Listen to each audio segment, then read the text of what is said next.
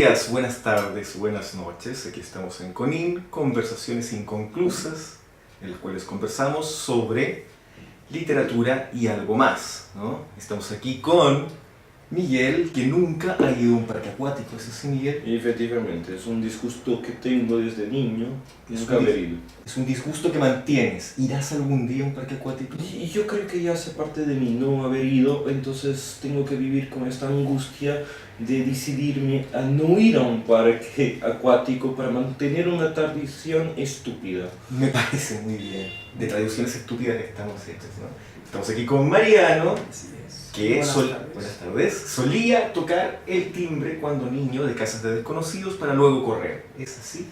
No era solo correr, ¿no? La gracia consistía en correr lo suficientemente rápido como para cuando la persona sale afuera, ve que no hay nadie y yo puedo estar viendo cómo él, pues eso, ve que no hay nadie, ¿no? Esa es un poco la gracia. En Argentina lo llamábamos ring-raje. Ring, sonido del timbre, raje de salir rajando. Salir rajando. Y bueno, esa es parte de mi infancia sin lugar a dudas.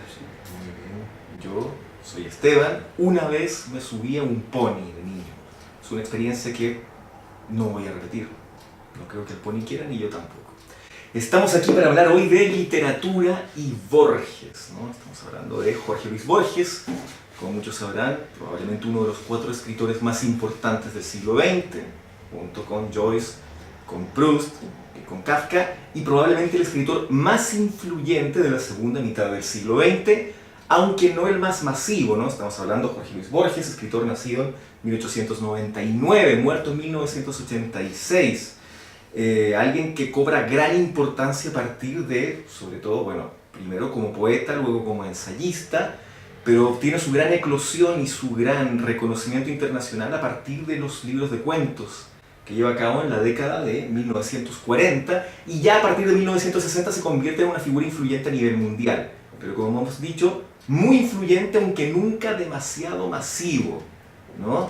A partir de eso podríamos recordar incluso que, por ejemplo, Borges es un hombre interesado en lo onírico, interesado en la historia, interesado en el mito, interesado en las paradojas de la existencia. Pensemos que Borges es alguien que en algún momento de su vida le interesa llevar a cabo una antología de sueños, un libro de sueños, en el cual parte citando como un gran primer sueño de la humanidad a la epopeya de Gilgamesh. ¿Qué nos puedes decir de eso? Sí, efectivamente, es algo que se mira y se puede decir que en parte Borges es ese Gilgamesh, ¿no?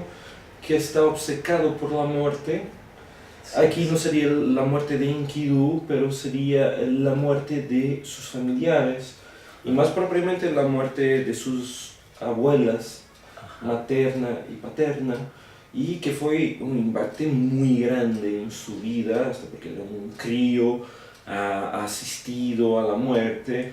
Me dan cuenta en algunas entrevistas que hasta su abuela, mientras estaba llegando la muerte, la abuela estaba calma, aceptando la situación y todo más, y mismo así Borges siempre ha sido el gran compañero de la muerte, y la muerte siempre ha sido su gran compañera de viaje. Ahí está el punto. Y a partir de eso podemos señalar que la literatura es una de las formas de oponerse a la muerte, ¿no? ¿Cómo podemos elaborar a partir de esto, Mariana? Oponerse a la muerte está el mensaje tradicional, ¿no? De que uno puede escapar, ¿no? a la mortalidad a través de la literatura, ¿no? Está ese famoso chiste de Woody Allen que dice que esa vía de escape no le vale, ¿no? Que quiere escaparse con su cuerpo y con su carne, ¿no? Una manera que podríamos aquí en España asociar a la figura de Unamuno, ¿no? Esa rebeldía ante el morir. Pero en el caso de Borges yo creo que esto se podría hilar bien con el hecho de crear nuevas realidades, ¿no? Intentar de sobrevivir a través de, pues eso, ¿no? De crear nuevos mundos, ¿no? De abrir nuevas puertas, ¿no? Ese vínculo que ya hablaremos posteriormente, que tiene sobre todo con el pensamiento filosófico y con un cierto pensamiento místico, ¿no? Donde también ahí tenemos pues esos componentes soteriológicos de vías de salvación, ¿no? Siempre de una manera muy burguesa, evidentemente no fue como personajes como René Guénon que realmente abrazaron la mística, ¿no? Evidentemente a Borges yo creo que le interesaba intelectualmente, como le podía interesar a Schopenhauer, el cual Borges era un gran admirador, ¿no?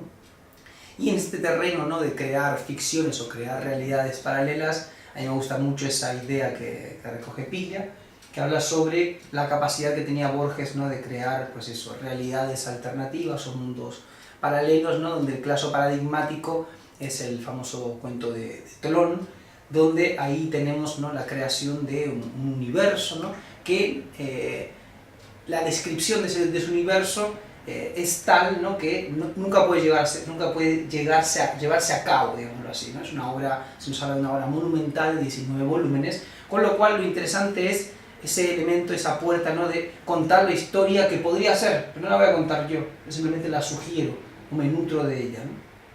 Y bueno, ese es un elemento también para llevarnos, ¿no?, a otros terrenos, ¿no?, porque en el fondo lo que se está viendo, ¿no?, es que uno se escapa de esta realidad para construir otra, ¿no?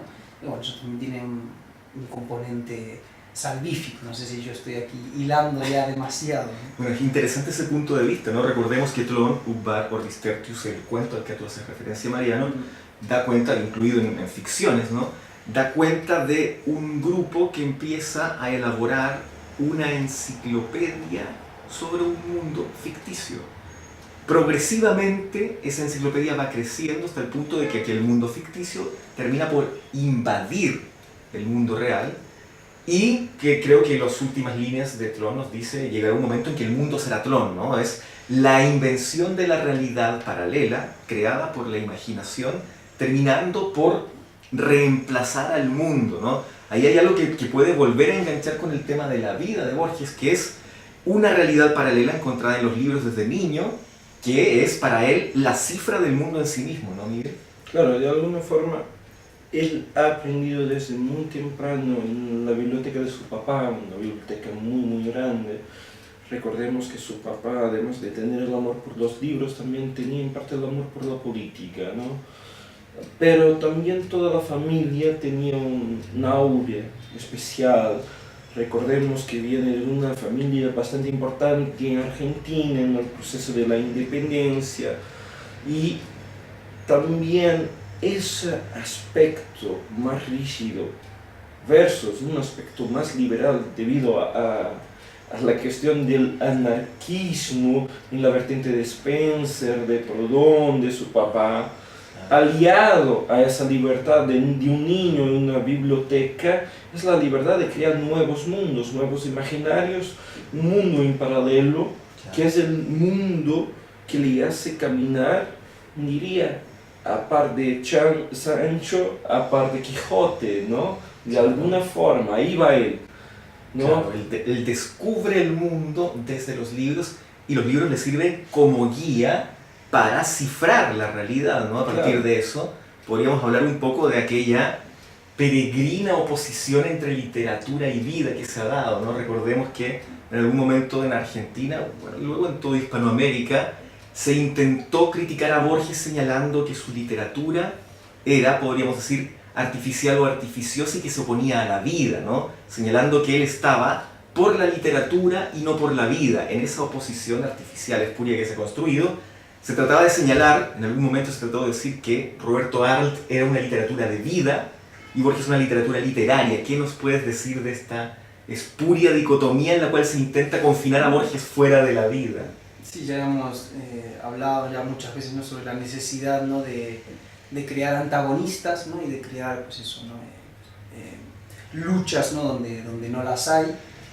Y bueno, eso viene un poco por, siempre estamos un poco obligados, ¿no?, a establecer diferencias. Lo que siempre hacemos, y no estamos obligados, es a jerarquizarlas, ¿no?, o a ponerlas en orden. Es interesante lo que señalaba Miguel, ¿no?, que creo que lo habíamos hablado otra vez, del Borges niño, rodeado de libros, ¿no?, de como que a Borges, y ahora lo enlazo, ¿no?, con esta crítica de antivitalismo, que se le hacía, que en cierta medida es por un exceso de erudición, ¿no?, como también se suele decir el tópico, ¿no?, de que a uno no lo contratan porque está sobrecualificado, ¿no? Así es, que parece una broma, ¿no?, del sistema, ¿no?, que te exigiría en cierta medida cualificación y de repente te dieron un sopapo, ¿no? En el caso de Borges, pues sí, esta es una disputa que no tiene sentido, que no existió realmente, ¿no? Tampoco que entre ellos, ¿no? Viene a posterior, ¿no? Y siempre señalando, ¿no? Esa erudición, ¿no? En contra, ¿no? De una vida de calles, y yo considero que es completamente espuria, ¿no? Y que Claro.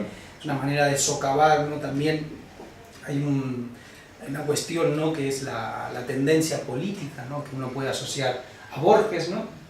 Y en Argentina muchos han querido, pues eso, ¿no?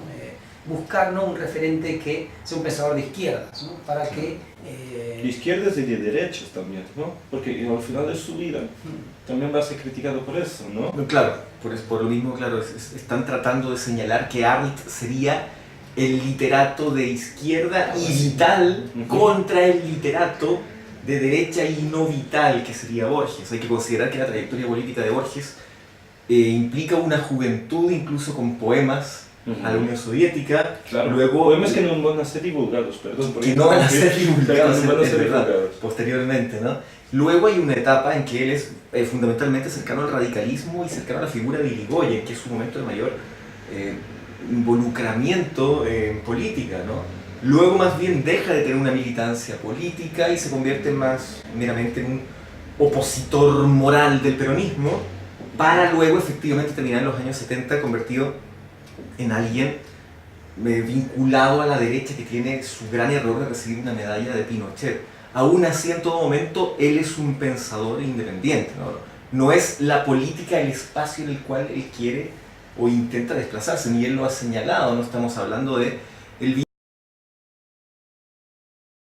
viene de la conjetura existencial, él viene de la, digamos, del desprejuicio de, Sí, pero de Herbert Spencer. Sí. creo que también comprende que el lugar de las personas con un poco más de edad es un lugar más conservador en la vida. Y cuando cabe también a los jóvenes ese posicionamiento más activo, ¿no? En la sociedad, y quizá en su pensamiento eso se vincula también a un pensamiento político, ¿no? O sea, yo creo que para Borges no existe un sistema político correcto o incorrecto. Existe una naturaleza humana Que pasa por etapas. que pasa por etapas, exactamente. Pero quería volver un poquito atrás e insertar una pregunta que tiene que ver con esta perspectiva de la obra literaria de Borges desde muy temprano, ¿no? Que es Borges creando su propia muralla de Uruk con sus propias manos desde muy niño, y sabiendo eso que... Una que muralla dice, hecha de lecturas, claro, no aún de creación. Claro, serían Sí. los cimientos, ¿no? Para colocar Sí, todo arriba, pero al mismo tiempo se percata que su obra es un legado a la humanidad desde muy temprano. Borges cuenta historias a los nietos de los amigos de sus nietos. O sea, a ver, normalmente pues podríase pensar en una continuidad, ¿no? De abuelo para nietos. Sí, No, sí, en este caso no.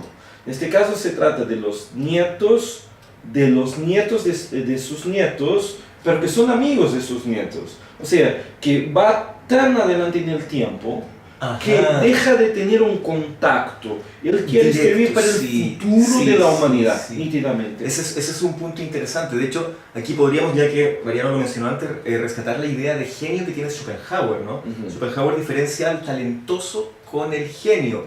Para Schopenhauer el talentoso es un hombre de su tiempo, una mujer de su tiempo, una persona de su tiempo, ¿no?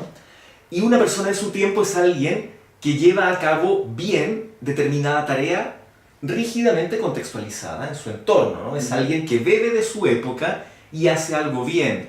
El genio, de alguna manera, señala Schopenhauer, siempre es inevitablemente anacrónico. Está adelante porque al mismo tiempo tiene una apertura a mirar atrás, ¿no? Él mira las retaguardias. Esto enlaza con la propia idea de Borges. Borges es alguien que crea una obra que implica, podríamos decir, que implica mundos paralelos en la imaginación sin tener que esmerarse en el hecho de la vanguardia. El propio Borges lo señala, él dice: yo de joven fui un poeta vanguardista, como es casi una obligación de la generación, y luego él dice que paradójicamente las vanguardias lo que hacen son grupos sociales que establecen que establecen consensos muy propios de su propia época. Aquí lo volvemos a enlazar con lo que dice Schopenhauer. ¿Qué hace un genio tanto? Un genio siempre está relativamente extraño a las tendencias de los talentosos de su época.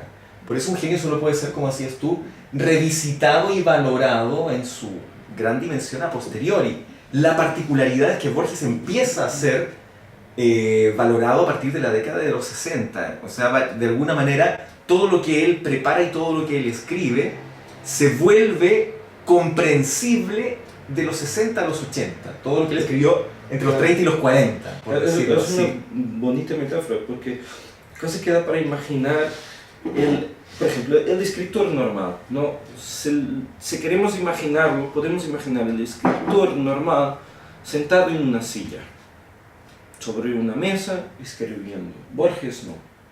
Borges caminaba de espaldas para el futuro, mirando el pasado, mientras existía otro Borges que caminaba desde el futuro, de espaldas para el pasado, y en algún momento se encontraron los dos. Esa es una paradoja muy borgiana, ¿no? Ya vamos a ir a un cuento en que él explora más explícitamente esa paradoja. ¿Cómo podemos hablar un poco del estilo borgiano, este estilo que está tan fuera de su época y sin embargo ahora suena tan inevitable hasta el punto de que uno utiliza la palabra borgiana como un atributo ya muy conocido por todos?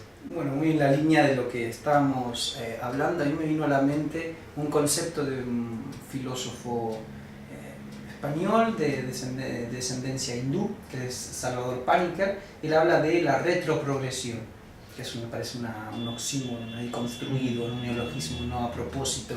Él dice que la humanidad en general tiene una necesidad de vuelta al origen, porque siempre tenemos ese anhelo, ¿no? de que en el pasado todo estaba unido, ¿no? Después, a este respecto también se puede hablar sobre el Vía Thanatos, aunque no era deliberado, ¿no?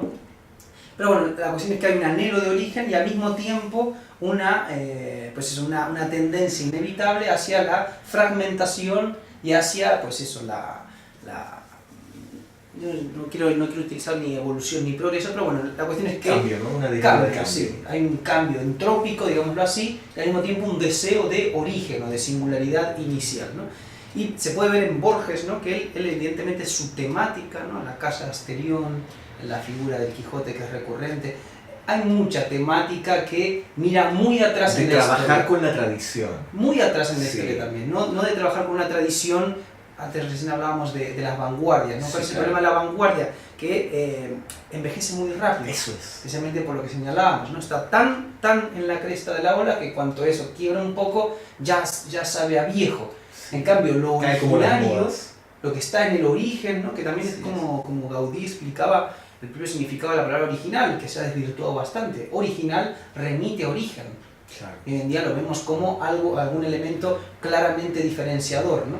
Pero como sea, tenemos este Borges que se está alimentando desde un pasado muy bien documentado, pero escribe cuentos que nunca se han escrito y de una manera que nunca se había tratado a una figura como la de Asterión. Y bueno, por eso se le llama, ¿no? También el primer posmoderno en este sentido, ¿no? Así es. Que puede jugar con la cultura. Otros autores han querido hacerlo y no han salido tan airosos, ¿no? Exactamente. A mí me viene a la mente la novelita que está muy laureada de Enrique Vilamatas, que es literatura breve de... ¿Cómo es? Historia breve de la literatura portátil, donde nos encontramos pues también, ¿no? Una obra metalingüística, si la queremos en cierta medida, que está jugando con todo un patrimonio literario, pero es más bien, se acaba pues eso, siendo un conjunto de nombres y de anécdotas un poco intrascendentes, y no está jugando de una manera, pues eso, si algún mérito podemos encontrarle a Borges en cuanto de estilo, ¿no? Que era un poco la pregunta que me señalabas, es en el saber rebuscar en el pasado esos pequeños detalles, poder transmitirlos en una voz completamente actual, ¿no? Porque le está hablando a un público del siglo XX, incluso se adelanta, como bien señalábamos recién, 20 años va a tardar su obra, ¿no? en tener una recepción profunda, y también habría que ver quién es el tipo de lector que lea a Borges, ¿no? Que es un elemento que después íbamos a señalar. No es un lector, tú lo señalaste también en la introducción, para todos los públicos. Es evidente su importancia, pero a mí me llama la atención, yo que tengo formación filosófica, cómo gusta entre los filósofos, ¿no? Es decir, hay literatos que gustan... ¿Cómo conquistó a Foucault, por ejemplo? Exactamente, ¿no? Foucault lo cita en Las palabras y las cosas, ¿no? Al inicio, esa famosa lista, ¿no? del emperador chino que cataloga sus animales, ¿no? Y, bueno, A partir de criterios aparentemente arbitrarios, porque el mensaje del cuento es que todo sentido clasificatorio es arbitrario a la posta. Exactamente. En esa medida me gustaría hacerte una cuestión, que sería, ¿tú crees que, por ejemplo, la utilización del tigre es algo que procede de esa ansia humana de se conectar con los animales, con los grandes felinos, ¿no? ¿O es algo aún más simbólico, más metafísico? ¿Qué crees? Yo creo que en el caso del tigre, yo optaría por lo segundo, ¿no? Tiene una carga simbólica, ¿no? El tigre es un animal, pues eso, solitario, sublime, y que suele estar ciertamente asociado con el delirio, ¿no? Al menos así lo trata en el Sahir, ¿no? Esas manchas que son recurrentes, que dentro de esas manchas caben otros tigres, ¿no? Y en el fondo es un trasunto de la obsesión en sí mismo. El tigre está solo, es sublime y pues eso, él en sí mismo, ¿no? Pues eso genera esa sensación. Solo, sublime, magnífico, Magnífico, y amenazado. amenazado y amenazador. Amenazado y amenazador. ¿Pueden ser estas características un poco del Borges autor, Miguel? Yo creo, Solo, sublime, magnífico, que sí. amenazado y amenazador. Bien, vamos uno a uno, y si me olvidas de alguno, me recuerdas. Amenazado, ¿ok? Vamos a empezar por amenazado. Sí. Era amenazado, sí, Sí. por su condición visual. Por su condición visual, una amenaza que él supo desde muy temprano, que iba progresivamente a Algo enseguecer. hereditario que venía de Exactamente. familia, ya su papá había perdido la visión, no sé si ya con 60 años o 50 Así es. años. A Borges es el año de 55, si no estoy en un error, 55 que le alcanza. Y ya no hay vuelta atrás, ¿no? Sí. No, ahí le dicen, mire, tenga atención porque no puede dedicar tanto tiempo a la escrita, tanto tiempo a la lectura. En ese momento también va a aparecer su mamá, vamos a dejar esto para un poquito más adelante. Sí. Vamos a enfocarnos en otros aspectos, ¿no? Entonces teníamos amenazado, ¿cuál sería? Amenazador. Amenazador para los demás, porque Borges es un potento en términos de conocimiento, ¿no? Y es incómodo para otros escritores, ¿no? Es incómodo para Ahí otros hay un escritores punto. porque él no se importa de criticar. Critica, pero critica siempre sin la idea de criticar y quedarse ahí. Recordemos que criticaba a Cervantes en un periodo. Para él la crítica es material creativo. Claro, Eso es. después Sí. recúa y dice, no, Cervantes es mejor que Quevedo. Quevedo, ¿no? Sí. Cambia su idea. Claro. Y convierte ese cambio de opinión también en material creativo. Muy bien, ¿no? muy Eso bien. es un punto Y interesante. los otros que me decías, solo. Hay esa cuestión de solo. El genio está solo, diría Claro. Schopenhauer, ¿no? Pero él está solo porque él necesita estar solo en su genialidad, porque nadie le comprende, porque todos los demás no viven sus mundos en paralelo. Ahí hay un punto interesante, una anécdota que yo recuerdo que ilustra un poco esta soledad irredimible a partir de lo que dices tú, ¿no? En el diario de Bioy Casares, esta obra que tenemos aquí, el Borges de Bioy Casares, que recoge 50 años de conversaciones y de escenas. Hay un momento en que Bioy señala que Bioy, Silvina, su esposa, y Borges van de noche a una clínica de urgencia porque la hija adoptiva de Adolfo Bioy Casares y de Silvina está enferma, ¿no? Finalmente la enfermedad no pasa a mayores, pero tienen un susto como el que tiene cualquier padre, cualquier madre cuando hay un problema. Y Bioy señala que mientras van en el automóvil a la clínica, con Silvina muy preocupada por la niña, Borges no deja de hablar de literatura en el asiento trasero. Eso que podríamos decir, esa falta de tino de Borges es parte también de la soledad de alguien que está en otra frecuencia, ¿no? También un poco de autismo literario. De autismo literario que siempre es a la postre un poco elegido, ¿no? Claro. Y quería hacer una conexión con el pasado episodio, ¿no? Y volvernos a la cuestión de obra magna, por ejemplo. Y recordemos que el primer episodio fue acerca de ritmos narrativos, el segundo episodio fue acerca de obra magna, ¿no?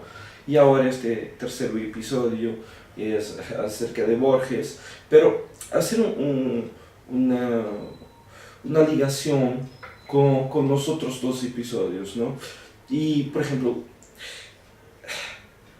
es complicado, ¿no? Pensar, faltó una obra magna a Borges o todo el conjunto de sus cuentos es en sí una obra magna. Esa es una gran pregunta, ¿no? Recordemos, Mariano, que uno de los clichés de la literatura es ¿por qué Borges no escribió una novela? ¿Qué novela habría querido escribir Borges? O si existe una novela cifrada dentro de toda la obra de Borges. ¿Qué nos puedes decir al respecto? La tercera hipótesis, existe una novela cifrada en la obra de Borges, me parece una tontería de un tamaño, ¿no? Evidentemente no la hay, ¿no? Nunca la quiso hacer y si hubiese querido hacer hubiese sido explícita, ¿no? No hubiese tenido que generar, ¿no?, ese tipo de juegos, ¿no? La segunda, bueno, es lo que ya se debatió en el programa anterior, ¿no?, que lleva a plantearse qué es una obra magna, ¿no? Y ahí pues eso uno lo tiene que vehicular un poco a sí mismo, no hay una definición estándar, ¿no?, de qué es una obra magna. También habría que hablar sobre cómo los géneros se van imponiendo unos sobre otros, ¿no? Pensemos en la época del propio Cervantes, el género predominante es el teatro. Eso Lope de Vega es la gran figura y Cervantes pues es una persona que está pues, bastante relegado, digamos así, bastante relegado, y tiene que pasar un devenir histórico que encumbre la novela para que una vez encumbrada la novela se rastree en el pasado y se encuentre el Quijote. Y ahí es cuando Cervantes, digamos que se venga post-mortem de Lope de Vega, ¿no? Pero no con una obra, ¿no?, que, bueno, en definitiva lo que quiero señalar con este encumbramiento de la novela es que obra magna se asocia a la novela, ¿no? Sobre todo a la novela, al ladrillo, ¿no? A ese que lo comprende todo, que todo lo digiere y que va mucho más allá. Digresivo e imperial. Digresivo, imperial, ¿no? Y que, bueno, que tiene pues eso, grandes ambiciones, podemos decirlo así. Yo no creo que los cuentos de Borges, evidentemente, son muy ambiciosos, ¿no? Con lo cual, tendríamos que replantearnos el hecho de obra magna, ¿no? Si obra magna estamos señalando explícitamente ladrillos tipo Moby Dick o tipo los hermanos Karamazov o cualquier obra, ¿no? O incluso cosas más modernas. 2666. de La broma infinita. La broma infinita de Foster Mason y Dixon, ¿no? Exactamente, estas obras que tienen que tener un mínimo de 700 para empezar a conversar. Para empezar a conversar y que tienen ese apetito, ¿no?, omniabarcante, ¿no?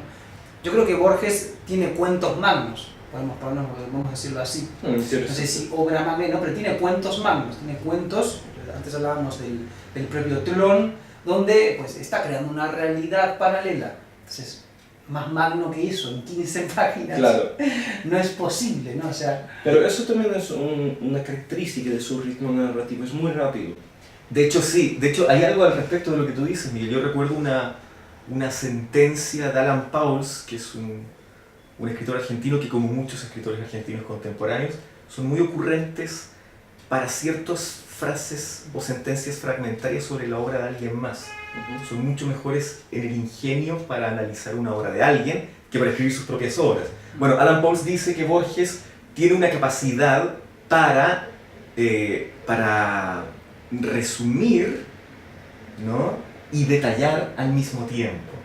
Eso que aparentemente es contradictorio, resumir y detallar al mismo tiempo.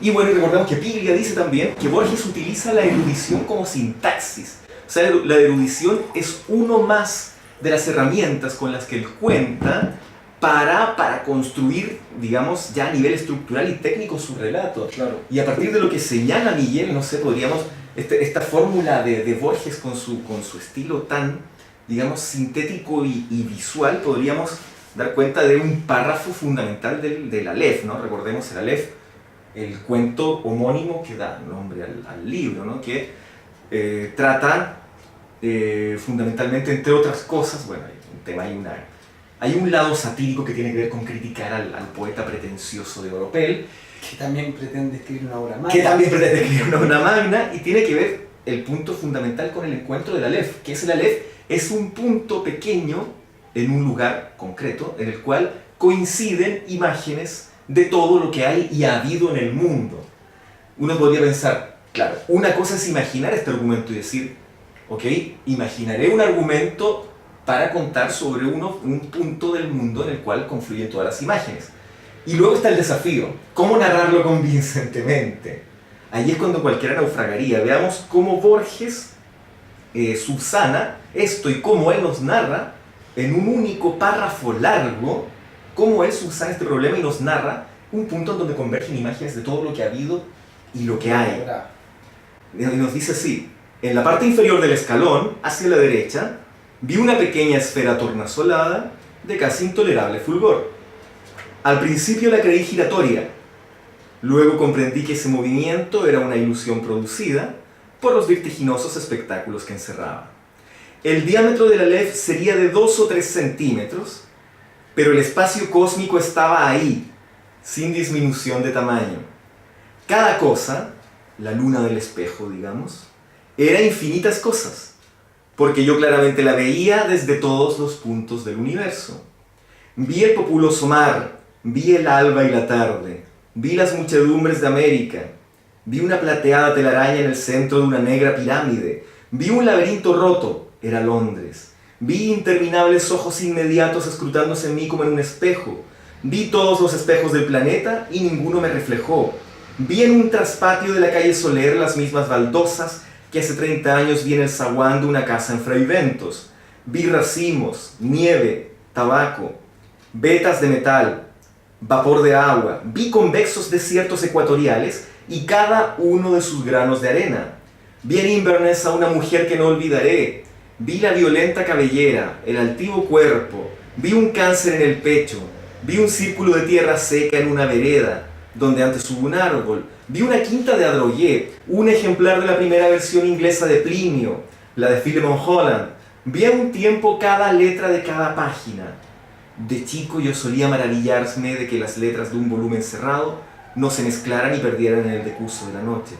Vi la noche y el día contemporáneo, vi un poniente en Querétaro que parecía reflejar el color de una rosa en Bengala, vi mi dormitorio sin nadie, vi en un gabinete de Alkmaar un globo terráqueo entre dos espejos que lo multiplican sin fin, vi caballos de crina remolinada en una playa del mar Caspio en el alba, vi la delicada osatura de una mano, vi a los sobrevivientes de una batalla enviando tarjetas postales, vi en un escaparate de Mirzapur una baraja española, vi las sombras oblicuas de unos helechos en el suelo de un invernáculo, vi tigres, émbolos, bisontes, marejadas y ejércitos, vi todas las hormigas que hay en la tierra, vi un astrolabio persa, vi en un cajón del escritorio, y la letra me hizo temblar, cartas obscenas, increíbles, precisas, que Beatriz había dirigido a Carlos Argentino.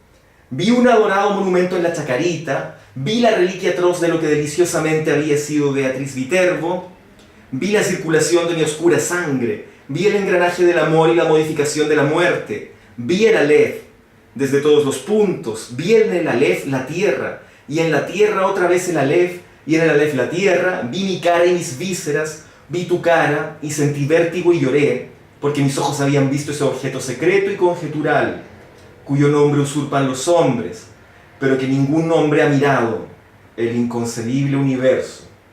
Sentí infinita veneración, infinita lástima. Borges el Aleph. Me gustaría añadir alguna cosa ahí. Para mí, yo siempre he tenido esa perspectiva, pero ahora escuchar por otra persona que no estar leyendo me hizo entender de otra forma ese pasaje. Primero, probablemente debe ser de los parágrafos más extensos que existen, más extensos que uno de Saramago, ¿eh? que ya por sí es un párrafo largo para ser Borges también. Es muy complicado, pero yo diría más, y voy a ser bastante osado en esto. Yo creo que Borges hizo ya lo imposible y colocó una auténtica epopeya en un auténtico parágrafo, y es en parte el Borges hablando con el tal Borges que camina de espaldas desde el futuro, que hablaba hace un rato, ¿no? Ahí está. ¿Por qué? Porque imagínense Borges ya muy avanzado en la edad, sin visión, pidiendo a alguien para releer este parágrafo de Aleph. Y ahí está todo aquello que ella ha visto, ¿no? Y claro, ahí está varios pequeños detalles que ligan con otras obras, con otros cuentos, pero también con otros espacios que son tan queridos como el universo anglosajón que tiene su base en Londres, ¿no? Está Londres. Hay varios espectros, ¿no? Está el espectro de lo real, está el espectro de su propia obra, el espectro de sus ambiciones, el espectro del propio cuento, cuando dice que encuentra cartas íntimas, ¿no? Que están escritas a Daneri, ¿no? Que es este falso poeta. Claro. También está ese juego, ¿no? Con Daneri quiere hacer una gran epopeya, así, a lo Ariosto o Dante de todo el mundo, y él en ese párrafo largo lo hace mejor. lo hace mejor. Utilizando un verbo fascinante, que es el verbo ver.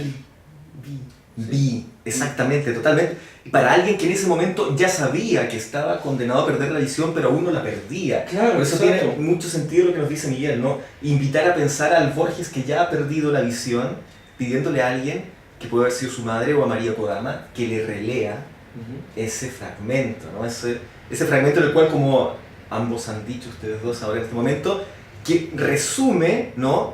Todo un canon, que resume una obra y que es una epopeya en un solo párrafo, donde hay muchas de sus obsesiones. Está Bengala, le interesa el Indostán, hay tigres, está la rosa, ¿no? Está el laberinto, está la quinta de Adrogué, lo que se ha dicho también de Borges, de mezclar en su propia sintaxis peculiar elementos exóticos y lejanos para él con elementos muy cercanos y muy criollos, ¿no? Entonces, hay algo aquí que tiene que ver también con la paradoja. Borges ve a Borges desde dentro y desde fuera, lo cual a su vez se asocia, ¿no?, con otro cuento importante, que es un cuento posterior, mucho más contenido, de la época en que Borges dictaba, ¿no?, que tiene que ver con un Borges del futuro que se encuentra con un Borges del pasado, ¿no? Sí, se trata del cuento 25 de agosto de 1983.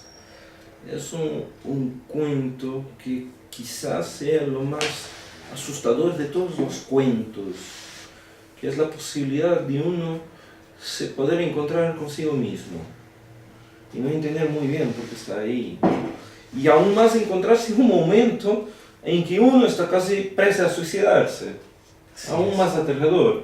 Pero también es un mensaje metafórico, porque no puede existir dos, solo puede existir uno, ¿no? Claro, si se encuentran los dos Borges, claro, uno de los dos es una impostura o un fantasma, o un ser que está equivocado en su relación espacio-temporal. Esa obra es muy importante porque ahí está nuevamente la temática de la muerte y la temática de la visión, la ausencia de ella, que muchas de las veces la gente piensa que Borges, bien, pobrecito, estaba ciego.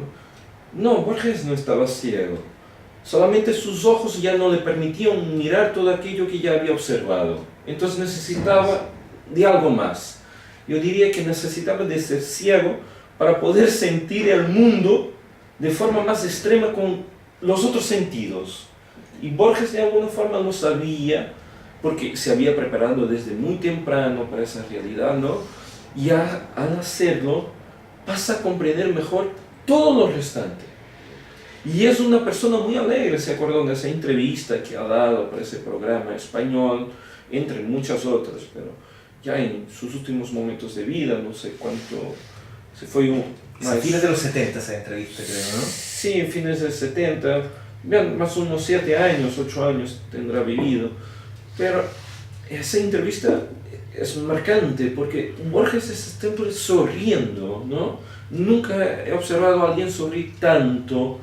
Y la gente dice, no, tiene la mirada perdida, está ciego. No, estaba en su mundo, o sea, se reía como si estuviese hablando desde su mundo, paseando con el tigre al lado, ¿no? Mientras ahí estaba un señor entrevistando, que pido disculpas que no me acuerdo de su nombre. Serrano Algo. Muchas gracias. Pero...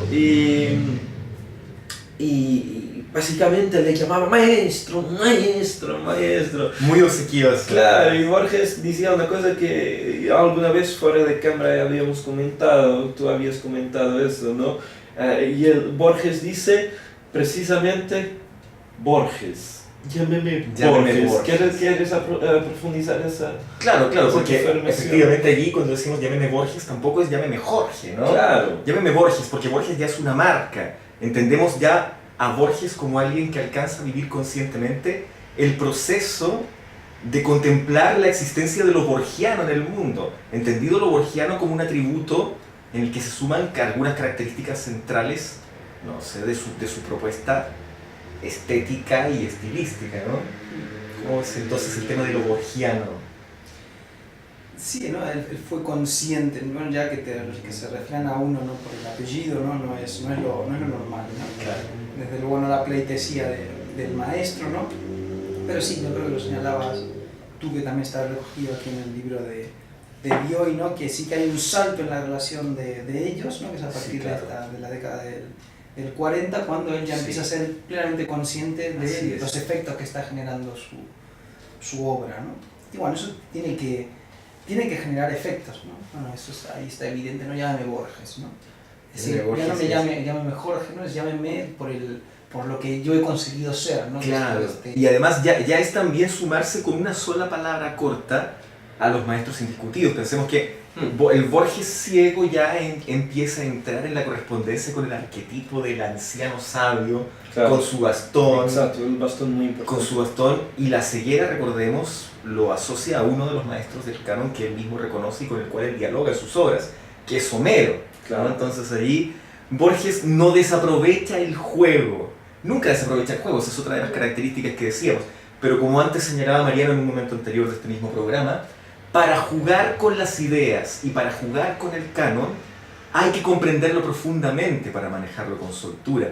Ahí estaba la diferencia de lo que Mariano señalaba, una obrita más contemporánea, que es esta obrita de Vila Matas, ¿no? En que Vila Matas intenta jugar a la idea de ser ocurrente trabajando metaliterariamente ciertas alusiones o referencias culturales. Claro, ¿por qué no funciona igual? Porque una cosa es mencionar con forceps y otra cosa es el juego. Y el nivel de juego, ¿no?, que maneja Borges es el nivel, digamos, podríamos decir, del juego que es, jugando otra vez al oxímoron, superficial y profundo a la vez. Superficial porque es ligero en su planteamiento, profundo porque implica que cuando él te menciona 4 filósofos en una página, está sintetizando lo esencial de cada filósofo para él, para llevarlo a construir una propuesta propia, ¿no? Ahí está la idea del juego también en Borges, que en algún momento fue atacada la idea del juego por otros escritores. Decían, particularmente Sábato, que era un hombre muy contradictorio y muy desesperado con el deseo de que su propia obra fuese reconocida. Sábato termina acusándolo como diciendo, él juega, lo que él hace son jueguitos filosóficos, ¿no? Frivolidades, ¿no? Pero ahí también hay una cosa un poco de niño, ¿no? Totalmente, lo que decíamos antes, ¿no? En la otra oportunidad, el juego en Borges es el juego que lo asemeja al niño en tanto niño demiurgo. Arquetípico. Al niño arquetípico, el niño que está descubriendo el mundo y que al destruirlo, al crearlo y construirlo, va expandiéndolo, él va creando el mundo con la desvergüenza de la comprensión profunda de alguien que se agarra al lenguaje en el momento mismo en que esas palabras nacen, ¿no? ¿Cómo puedes ver tú algo así? La figura del niño, bueno, sí, eso ya lo habíamos destacado en otras ocasiones, ¿no? Que el niño se forma, ¿no?, como arquetipo de superación, ¿no? Más en este tipo de pensadores, ¿no?, que tienen un cierto interés, ¿no?, por la metafísica, digamos así, incluso también por los elementos místicos.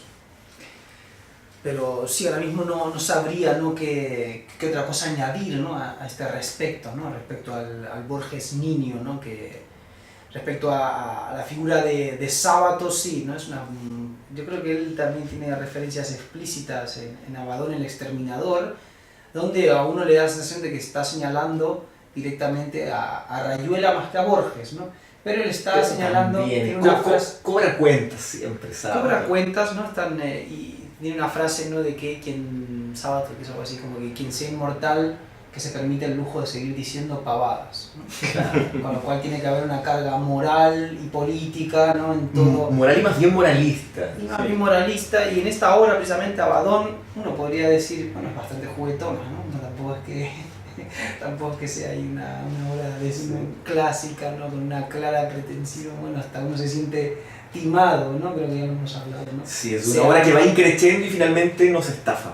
Claro. Entonces entiendo, ¿no? Que, y bueno, y esto también tiene que ver con otra cosa que señalábamos antes, ¿no? De que a Borges se lo acusaba, ¿no? De antivitalo, ¿no? De sobreerudito, ¿no?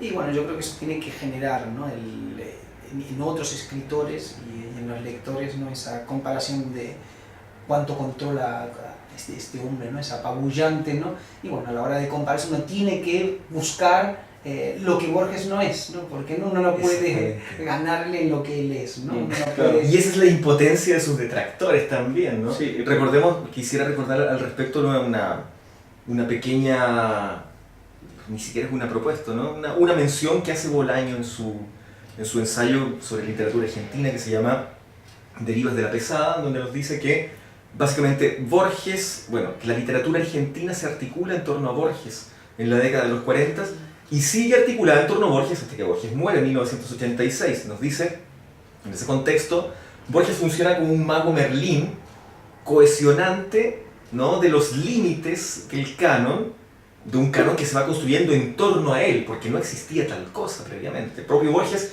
construye los precursores del canon de la literatura argentina y Bolaño dice, claro, Borges figura como el mago Merlín y a su alrededor la literatura argentina funciona como Camelot. Y una vez muerto Borges, se acaba el reino de Camelot, ¿no?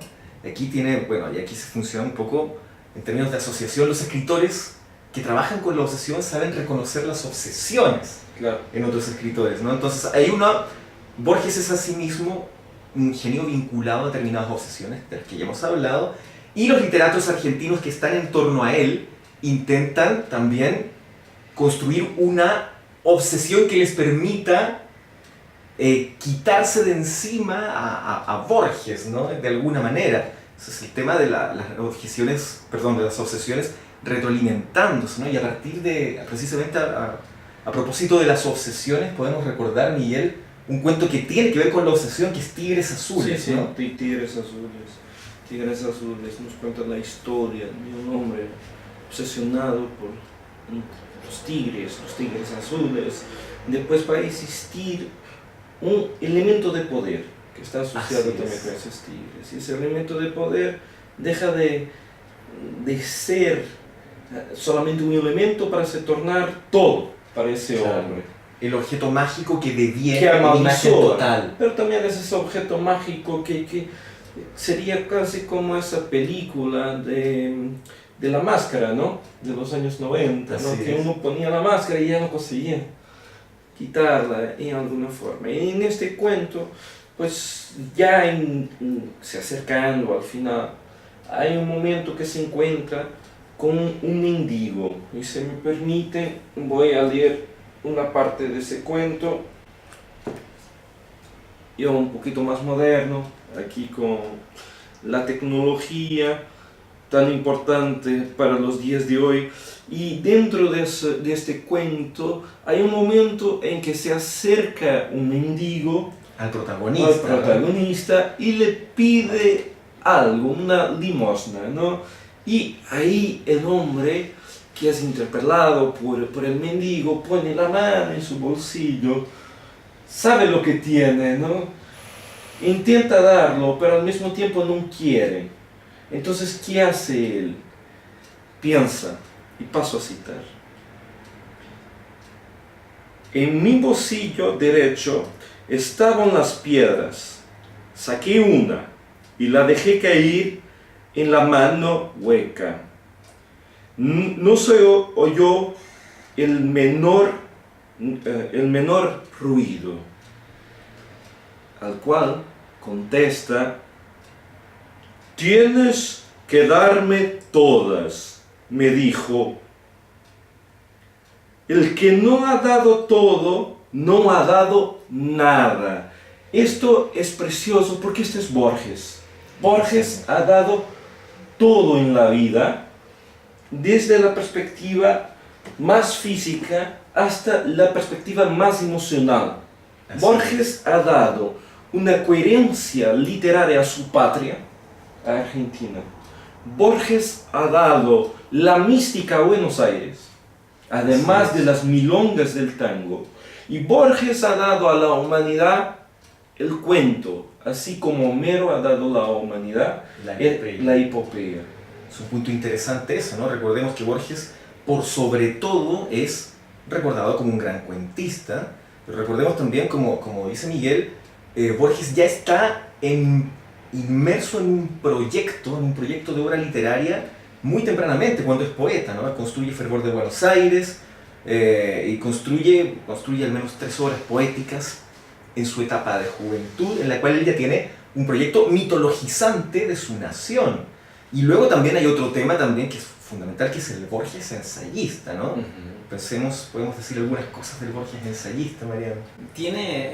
Yo creo que recupera la forma más pura del ensayo, ¿no? Que serían los ensayos de Montaigne. Montaigne le gustaba, ¿no? Tomar una idea clásica, ¿no? Tomada de algún autor generalmente romano, ¿no? Lucrecio, Horacio, Virgilio, toda esta camarilla, y hacía una reflexión que no pasaba a las 2-3 páginas, ¿no? En otras inquisiciones o este tipo de ensayo borgiano de 2-3 páginas tiene este elemento, ¿no? Yo voy a señalar, porque encima hay otra, hoy en día asociamos el ensayo, ¿no? a una suerte de especulación o puerta que se abre hacia un mundo no explorado, ¿no? Te encuentras ensayos que son, pues, libros de 300 páginas, ¿no? Que más que un ensayo, pues, es una tentativa de tratado. Sí, claro. Tratado, curiosamente, una tentativa de tratado abordado, digámoslo así, pues eso, más no con la seriedad que exigiría un tratado, ¿no? En cambio, los ensayos de Borges son, yo voy a hablar de esta pequeña idea, voy a decir todo lo que pueda decir sobre ella, muchas veces no se abre una vertiente especulativa, simplemente la está señalando, ¿no? Es el caso del Vía Thanatos, ¿no? Que le está hablando de una figura que es un lector de Schopenhauer, ¿no? Bueno, uno de estos epígonos, ¿no? o discípulos, ¿no? Que es Mailander, y fue un autor, ¿no? Que tras escribir una obra, ¿no? Que era la filosofía de la redención en 3 volúmenes, se suicida, ¿no? Y es un personaje que no ha pasado a la historia, ni siquiera en la historia de la filosofía, pero que tiene una idea muy particular. Y Borges, en 3 páginas, podríamos decir que resume magistralmente a Mailander. Para variar. Y nos deja, ¿no? esa idea, ¿no? Que es la propia idea del Vía Thanatos, ¿no? Que también lo señalábamos previamente, es la idea de un origen donde todo estaba unido, que ese origen colapsó y lo que nos van quedando son los restos, ¿no? de ese origen. Ese uno primordial. Exactamente. Sí. Él lo dice mucho mejor. Paso a leer aquí la pequeña cita. Fue como yo, lector apasionado de Schopenhauer. Bajo su influjo, y quizá bajo el de los gnósticos, imaginó que somos fragmentos de un Dios que en el principio de los tiempos se destruyó, ávido de no ser. La historia universal es la oscura agonía de esos fragmentos, ¿no? Esta es la idea de Mailander, ¿no? Y la conclusión del Vía Thanatos, donde Borges simplemente está explorando esta idea, ¿no? Que no es de él, es una idea que, como ya hemos dicho, podemos decir que cuando Borges no era capaz de hacer un relato, simplemente señalaba o depositaba esa idea de forma magistral, ¿no? En estos pequeños libros de ensayos donde la cantidad de ideas que hay es enorme, ¿no? Y también tiene mucho que ver con ese Borges niño que se revuelca en los libros. Sin prejuicio alguno. Sin prejuicio. Y sin límite, ¿no? Podríamos decir incluso que son anárquicos, ¿no? En ese sentido. De hecho, sí, claro. No hay un sistema, ¿no? Hay una plétora de ideas, ¿no? Por lo mismo, Piglia dice con una mezcla de admiración y algo de rencor y de resquemor. Dice, oh, Borges es un lector de obras de divulgación, Borges es un lector de enciclopedias, ¿no? Y vemos en Piglia la misma rabia que vemos en Sábato cuando dice, no, él solamente cita una cosita filosófica, no lo recita por completo, porque como decíamos, Borges es el lector desprejuiciado que toma la idea que le sirve para su juego, ¿no, Miguel? Pues sí, pero mire cómo la vida es injusta. Borges, de todos los autores, sería el autor que mejor se adecuaría a los tiempos en que estamos viviendo. Así es. Donde el espacio corto para manejar la escritura, ¿no? Está en la orden del día, ¿no? Así es, la fragmentación del acto lector. Claro, también. Imagino Borges hoy escribiendo cuentos de 180 caracteres o teniendo el blog más leído de todos los tiempos o un post de Facebook donde ahí practicaba un pequeño ensayo. Sí. Y irónicamente ese autor no pudo nunca tener acceso a este mundo donde, bien, si él ya es Dios, ¿no? Dentro de todo aquello, entonces no sé lo que sería Borges hoy en día, ¿no? Claro. Es curioso eso, imaginárselo, porque uno ahora tiende a imaginar a Borges en el sitial que tiene, que es el sitial del canon y de la alta cultura, pero recordemos que Borges no desdeñaba ningún espacio donde él pudiese escribir, ¿no? Porque todos recordamos, bueno, sus obras escritas, todos recordamos también que él colaboró en la revista Sur, que es una revista muy prestigiosa en su momento, dirigida por Victoria Ocampo, una revista literaria y cultural, pero Borges escribió también en la revista Hogar, que era una revista dirigida directamente, literalmente al hogar. Borges, cuando tenía un espacio para escribir una crónica de cine sobre una película mainstream, utilizaba ese espacio y ponía alguna idea o al menos alguna ironía que le interesaban. No desdeñaba espacios. En algún momento, si tuvo algún poema y lo pudo publicar en un periódico de tiraje nacional, en un suplemento cualquiera, también lo hizo. O sea, no había espacios que Borges desechase a priori, ¿no? Eso es algo que podría chocar con la idea que hoy tenemos de un Borges autocircunscrito a los espacios de la alta cultura.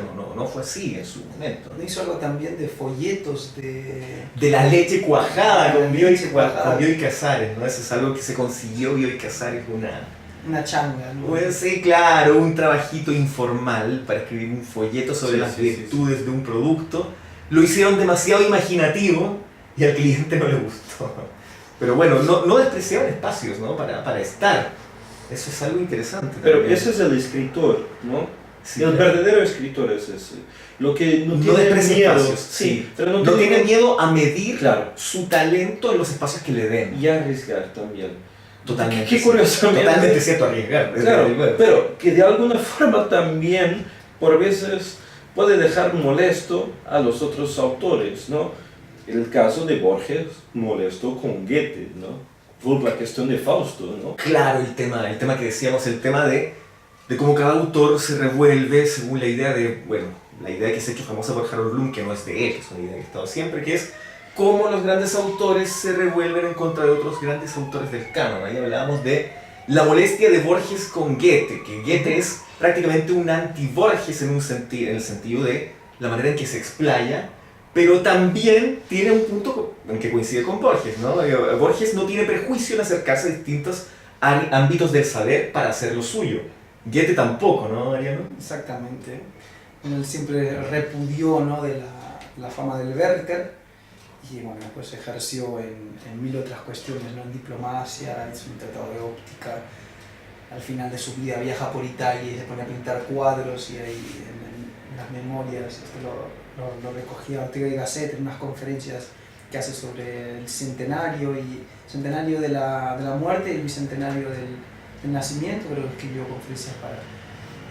Y bueno, él señalaba eso, ¿no? Que le pone el adverbio casi, ¿no? Dice que Goethe es el casi, ¿no? El que renegaba, ¿no?, de ser escritor y hacía todo tipo de cosas. Cuando estaba pintando estos cuadros en Italia, él decía que por primera vez en su vida sentía que lo que hacía era completamente natural a su forma de ser. Sus pinturas evidentemente no han trascendido nada en comparación con lo que escribió o con las otras, con lo cual, pues eso, ¿no?, tenía una gran, pues eso, contradicción interna, pero bueno, también hacía, ¿no?, que fuera prolífico, ¿no?, y que atacara cualquier lado, ¿no? Es interesante la idea esta de Bloom, ¿no?, de quien osa desafiar, ¿no?, a los dioses del Olimpo, ¿no?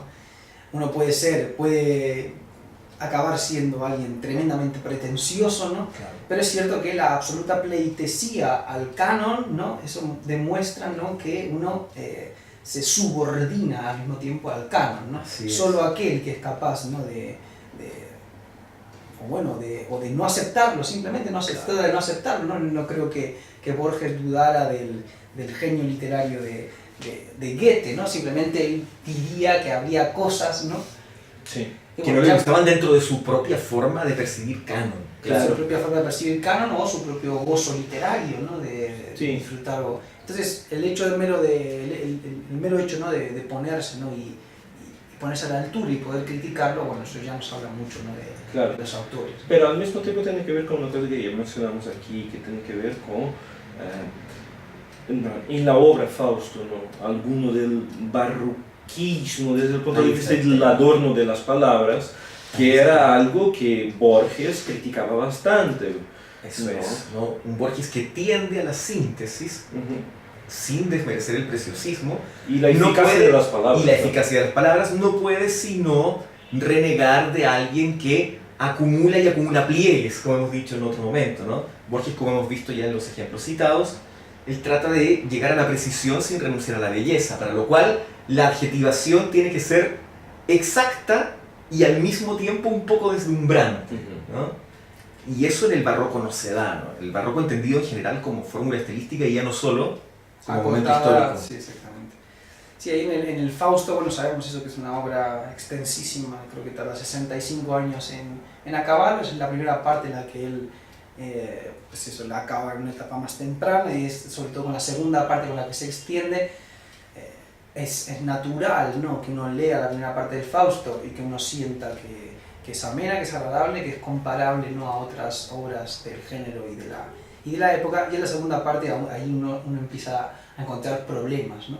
Problemas de este tipo, problemas también de exceso de referencias, ¿no? Llega un momento dado que es un puro simbolismo, ¿no?, un desfile de personalidades, ¿no?, todo con una... Y bueno, ahí volvemos, ¿no?, un poco a lo que señalaba, pues ahí tenemos un ejemplo claro, ¿no?, de obra magna, ¿no?, un hombre que no le importa, ¿no?, las consecuencias que se pueda llevar, ¿no?, le está invirtiendo todo su tiempo y ganas, ¿no?, en meterlo todo. Entiendo que chocar, ¿no? Con la idea de Borges, ¿no? La idea de Borges es construir dentro de los límites exactos una grandeza que puede venir reducida a su mínima expresión, ¿no? Eso es interesante también. Curioso porque no hay gran crítica a Shakespeare, ¿no? De Borges, no, Borges es un admirador de Claro, Shakespeare. entonces... De hecho, podríamos decir que con respecto al canon, Borges se queda con Homero, Claro. con Shakespeare, con Cervantes ya maduro, Sí, sí, ya maduro Borges, no ya maduro, Sí. y luego, y esos son los grandes autores del canon con los que se queda. Claro. Él podríamos decir, nunca manifiesta un excesivo entusiasmo Claro. ni por Joyce ni por Proust, ¿no? Recordemos que en la época en que Borges empieza a escribir sus ensayos, todavía el canon del siglo XX está haciéndose, ¿no? Joyce y Proust son recientes cuando Borges ha escrito, y luego hay que hablar también con respecto a eso, que el propio Borges ayuda a fijar y a posicionar el caos. El propio Borges traduce a Kafka al español cuando Kafka no es ya la figura referencial del canon que es hoy. Y el propio Borges incluye autores de su predilección, que son menores en ese momento, los va incluyendo dentro de lo que hoy podríamos entender de una galaxia de lo borgiano. Vale decir, precursores suyos, a los cuales se construyen tales como Chesterton, como Kipling, ¿no?, como Stevenson, Pero esta es como la fuerza de Conrad, Borges. en gran medida por la fuerza de Borges, ¿no?, entran también en una manera de entender el canon literario, ¿no? Sí. Pero volviendo un poquito a la cuestión de Goethe y de Shakespeare, ¿no? De Goethe y de Shakespeare, yo creo que de alguna forma fue un mecanismo de defensa de su amigo Shakespeare, ¿no? Diciendo cosas de que no piensen que esta es la obra maestra, porque no la es. Shakespeare es mucho más que esto. Claro, en su momento Borges Entonces, es alguien es como- que se decanta por Sí, Shakespeare. porque tenemos que acordar también el percurso académico de Borges, ¿no? O sea, era todo un peso pesado dentro del mundo de la literatura, del diseño de la literatura anglosajona, ¿no? Estuvo dando clases Él en trabaja varias en universidades. literatura anglosajona sobre todo. Y básicamente él es alguien, como decíamos, que elige a Shakespeare para convertirlo en un ser símbolo, ¿no? ¿Qué hace Borges en sus pequeños cuentos y ensayos, sobre todo con Shakespeare y con Homero? Despersonalizarlos y convertirlos, digamos, en grandes receptáculos de la tradición o de las musas, ¿no? Claro. Que es una manera en que él se ve a sí mismo también, como hemos señalado en momentos anteriores de esta conversación, ¿no? De estas conversaciones. De estas Sí, conversaciones. porque más que una vez, yo creo Inconclusas. que sea autores que vamos a mencionar en todos los episodios, decididamente uno de ellos tendrá que ser Borges, Claro. porque ya lo es y lo va a ser siempre, ¿no? inevitablemente es así, ¿no? Entonces, Tocarán otras sesiones, ¿no? En donde en la que habrá que aparecerá. abordar más aspectos, ¿no? claro, como la propia construcción del canon, la idea de literatura y canon es algo que habrá que ver, ¿no?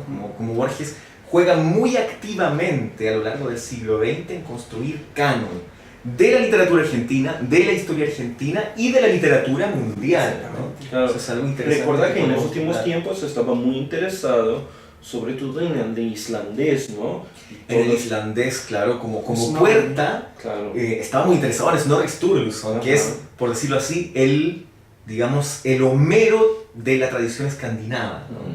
Es eso. Ese tipo de personajes le interesan a Borges. Aquellos que conscientemente juegan con un material que les preexiste y lo llevan a una síntesis de nivel superior, ¿no? ¿Qué es lo que hace Snorri y qué es lo que tiene en común con Homero, con Shakespeare Claro. y con el propio Borges, ¿no? Pero también hay otro aspecto de Borges que nos conecta con el primer episodio de nuestras conversaciones, ¿no? Con Sí, ritmo sí. narrativo, lo que Mariano decía, lo que yo decía, lo que tú decías en relación a las obras tienen que ser leídas en su idioma original, ¿no? Acordémonos que ha aprendido alemán para poder leer las obras, De Schopenhauer, Y- exactamente. pero de una forma más correcta. Eso es muy de saludar en él, ¿no? Totalmente, totalmente. Es alguien que se acerca y es alguien que no tiene prejuicio también para llegar a textos cuyos idiomas no maneja, ¿no? Porque Borges es alguien que se interesa en la literatura de la India y de China Claro. y en su vertiente filosófica en momentos en que en el siglo XX los escritores contemporáneos de Borges no están preocupados del Ramayana, ni del Mahabharata, ni del Tao, ¿no? Yo creo que a él le tienen que hacer ecos, ¿no? Ahora mismo me venía a la mente, lo estaba buscando, no me acordaba el título completo, es El enigma de Edward Fitzgerald, y nos está hablando de pues la recuperación de esta obra, ¿no? De las Rubaiyat, ¿no? De Omar Khayyam, Omar Khayyam, ¿no? Dependiendo de las traducciones, y él lo que viene a señalar, que es interesante, ¿no? También al margen de esto de rastrear, ¿no? Las fuentes, ¿no? Había, ¿no? Esta idea, ¿no? Cuando Oriente se empieza a volver exótico, ¿no? Todos van a Oriente a buscar textos, ¿no? A buscar, a Así es. salvar, ¿no? Y eso te obliga, ¿no? A aprender una lengua que a lo mejor no se utiliza o que no se ha utilizado nada, con muy pocas armas, ¿no? Es un poco el instinto de aventura casi propio de Gurdjieff, ¿no? Claro. De tener ahí, de rastrear en busca de los... Pero lo que señala, que es lo que más me interesa, ¿no? de ese ensayo, es que no había Omar Khayyam sin Edward Fitzgerald y no ha habido Edward Fitzgerald sin Omar Khayyam, ¿no? Entonces Omar Khayyam escribe estas cuartetas del vino para él En Farsi. y no pretende nunca publicarlo, él es astrólogo, tiene otro claro. tipo de competencias, y es la intervención de Fitzgerald lo que hace que ese texto nos llegue a nosotros. Entonces Borges lo que está señalando es ni Khayyam ni Fitzgerald, es esa fusión, Claro. es el desinterés de uno por escribir unas cuartetas de vino, Y el ojo del interés otro. y ojo del otro por buscar y salvar ese texto y modificarlo. Lo cual también es un llamado a reivindicar la figura del traductor. Recordemos que el propio Borges trabaja en traducción en algún momento y él hace un poco, bueno, él siempre hace esto, ¿no?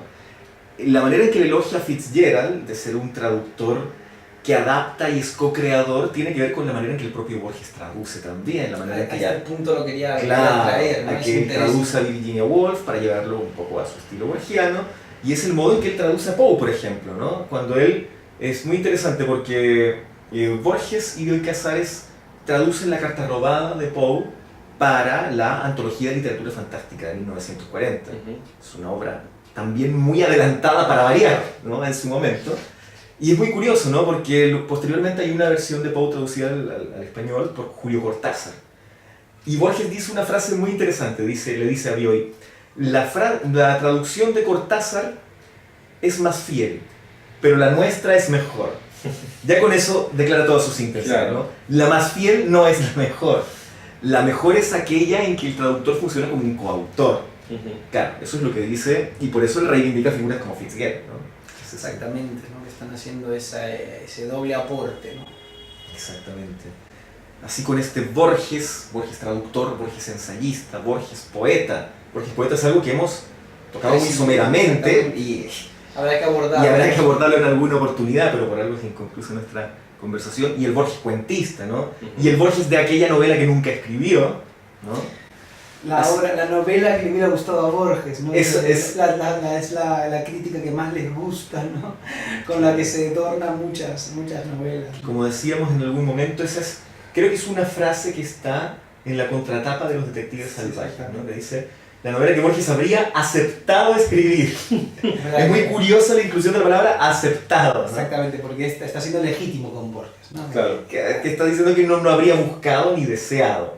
Aún así es un poco meter a Borges a la fuerza. Exactamente, sí, eso también lo habíamos señalado. Y así es. Entonces ya con esta, bueno, nuestras conversaciones son inconclusas y Borges es inagotable.